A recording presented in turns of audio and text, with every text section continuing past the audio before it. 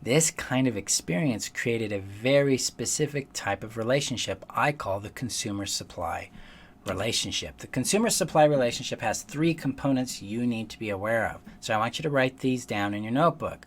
Number 1, the consumer. Write that down, the consumer.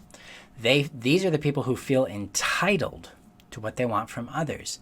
They see the relationship as transactional and conditional upon their satisfaction. Typically, this will be the narcissistic, abusive, or toxic person in our relationship. Then I want you to write this down, the supply. Okay? The supply is the person that believes they have to give and give and give and earn love, earn value, and earn connection by that giving.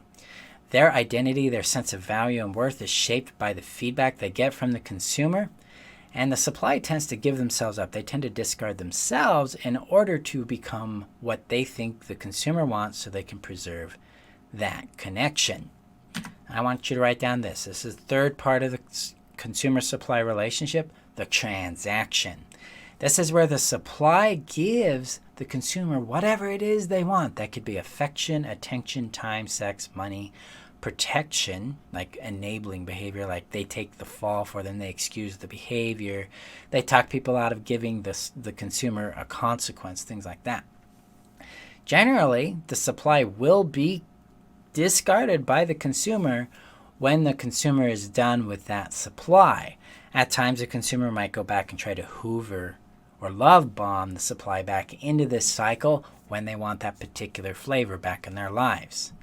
That's the consumer-supply relationship. So we can look at it as a cycle here where the consumer hoovers and love bombs and idealizes the supply. The supply creates a fantasy about the consumer and starts to feed that consumer whatever they want.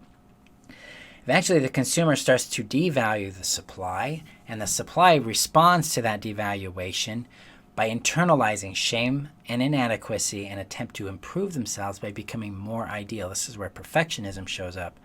But eventually, the consumer discards the old supply for new supply, and this is where the supply feels crushed. This is where they lose a sense of identity, connection, and value, and they blame themselves. This is the cycle you've been living through. Does this seem familiar? You're like, yeah. This is what's going on in the background, guys. This is the invisible relationship you've been suffering through. So this relationship results in learned behaviors and strategies that maximize their needs and diminish or attempt to erase our own needs. We integrate or absorb a sense of shame and inadequacy about ourselves, about our worth, our wants, our feelings, our needs, and our experiences. Very, very important to understand that we are shaping ourselves in reaction to this relationship. Our brain becomes trained into what's called external orientation. This is where we take our cues from other people, places, and things about our sense of worth, value, and belonging. This is why we crave approval. This is why rejection is a paralyzing and catastrophic event for us. This also ends up creating a trauma bond or love addiction to the other person's approval, presence, and validation, because that's where we derive our sense of value, identity, and connection from, guys. This is why we crave them. This is why we need somebody in order to exist. It also leads us to what's called unmatured attachment. We seek ourselves through others because of this, because we think others complete us. This leads us to losing our sense of identity. We shed our individuality to make ourselves shapeable to their experiences and expectations. We lose a sense of our value, guys. This is why we don't know ourselves, because we're no longer anchored in our beingness, in our body.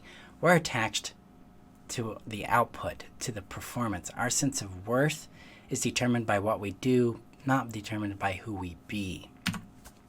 And then our sense of connection is severed. We no longer feel like we belong, that we're included, that we matter.